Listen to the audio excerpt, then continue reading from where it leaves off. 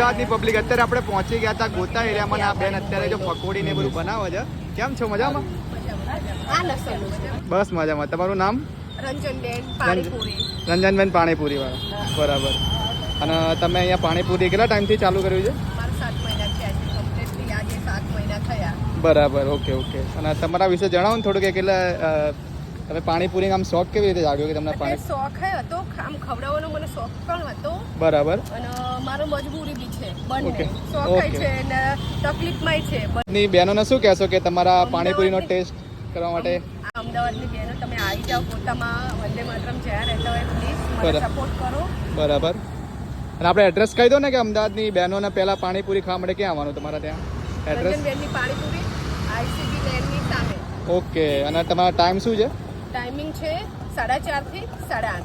અને તમે હાઇજીનનું પૂરું ધ્યાન રાખો છો ને? હાઇજીન માટે પૂરેપૂરું. અને પાણી કયું આપો છો તમે? પાણી તમારું એક સાંભળ્યું છે રેગ્યુલર. ઓકે. લસણ વાળું છે. બરાબર. આંબલી ખજૂરનું છે.